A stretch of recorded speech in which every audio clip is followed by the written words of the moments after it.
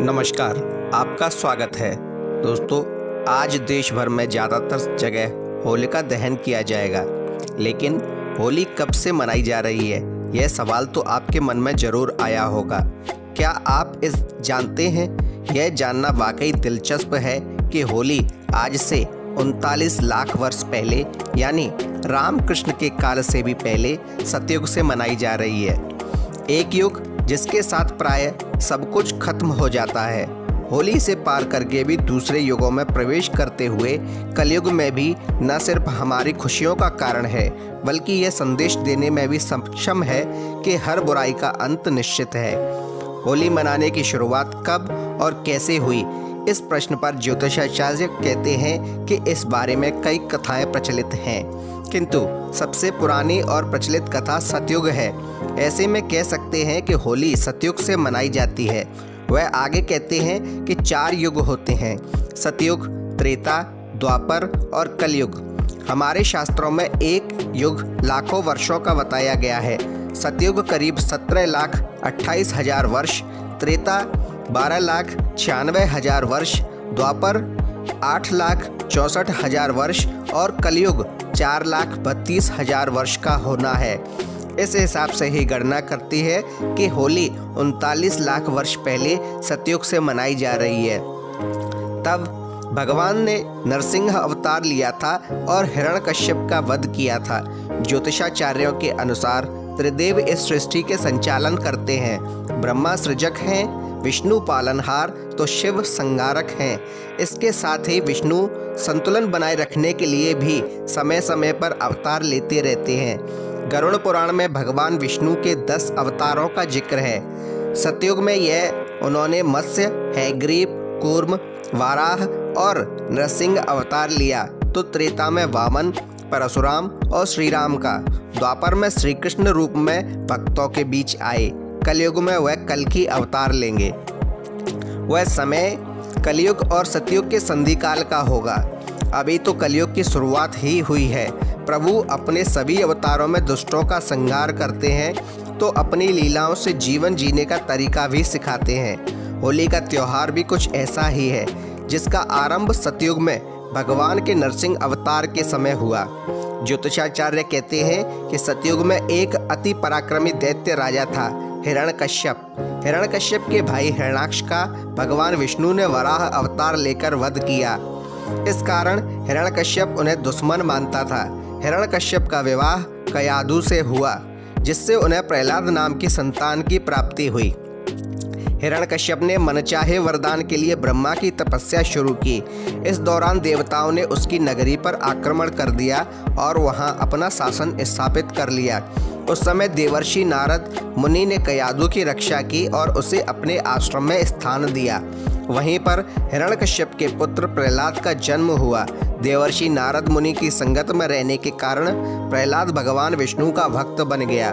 उधर कई वर्षों तक तपस्या के बाद हिरण्यकश्यप को ब्रह्मा ने दर्शन दिए। हिरण्यकश्यप ने वरदान मांगा कि मेरी मृत्यु मनुष्य या पशु के हाथों में ना हो, ना किसी अस्त्र शस्त्र से, ना दिन व रात में, ना भवन के बाहर और ना ही अंदर, ना भूमि ना आकाश में हो मेरी मृत्यु।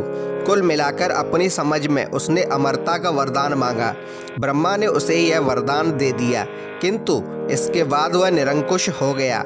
वह ऋषि मुनियों की हत्या करवाने लगा और स्वयं को भगवान घोषित कर दिया, किंतु स्वयं उसका पुत्र प्रहलाद विष्णु भक्ति में लीन रहता। यह बात हिरण्यकश्यप को पता चली तो वह गुस्से में फट पड़ा। बार बार समझाने के बाद भी प्रहलाद ने जिद नहीं छोड़ी, तो उसने उसे मारने का फैसला कर लिया। हिरण्यकश्यप की एक बहन थी होलिका।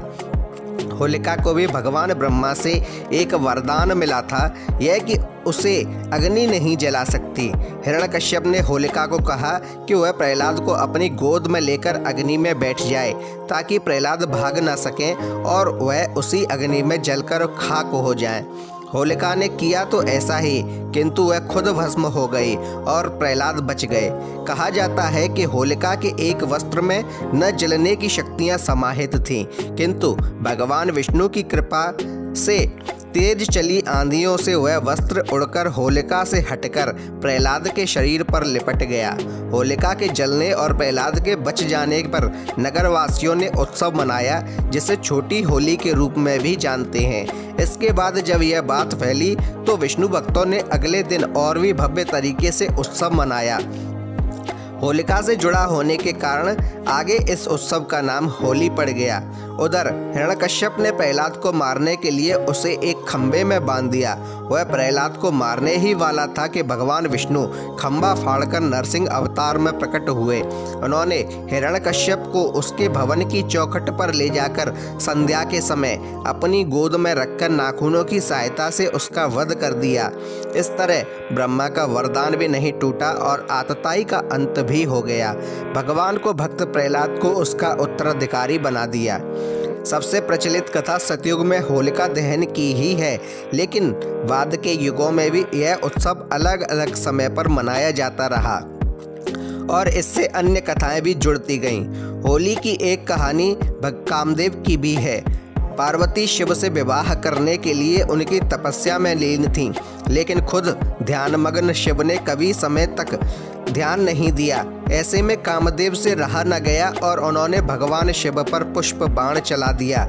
ध्यान भंग होने से शिव को इतना गुस्सा आया कि उन्होंने अपनी तीसरी आंख खोल दी और कामदेव भस्म हो गए।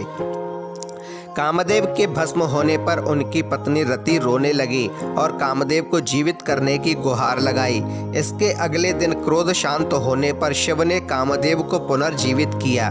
माना जाता है कि कामदेव के भस्म होने पर होलिका जलाई जाती है, तो उनके जीवित होने की खुशी में रंगों का त्योहार होली मनाई जाती है। महाभारत काल यानी द्वापर में युधिष्ठिर को भगवान श्री कृष्ण ने एक कथा सुनाई। एक बार श्री राम के पूर्वज रघुष के शासन में एक असुर महिला थी। उसे कोई नहीं मार सकता था क्योंकि उसे एक वरदान था।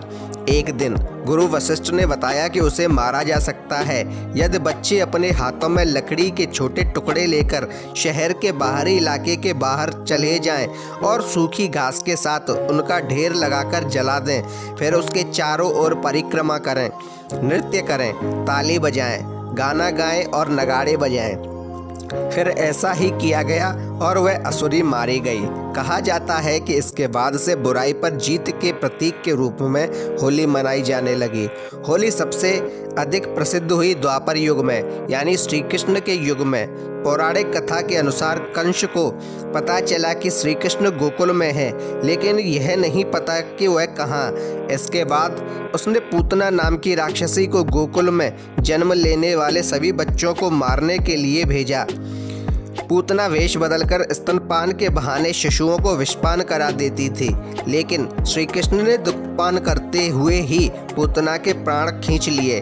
पूतना के वध पर खुशियां मनाई गईं और यह एक कहानी भी होली से जुड़ गई।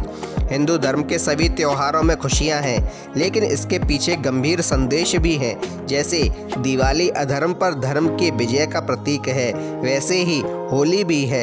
इस त्योहार का स्पष्ट संदेश है कि घमंड अच्छा नहीं होता, ईश्वर से बढ़कर कोई नहीं होता। जो भी विधि के विधान को नहीं मानता उसे कोई बचा नहीं सकता। जैसे होलिका या हिरण्यकश्यप वरदान के बावजूद भी मारे गए। दोस्तों, यह थी होलिका की कथाएं। अगर आपको हमारी ये कथाएं अच्छी लगे तो कृपया वीडियो को लाइक कीजिए, शेयर कीजिए, कमेंट में जय श्री राम अवश्य लिखिए। धन्यवाद।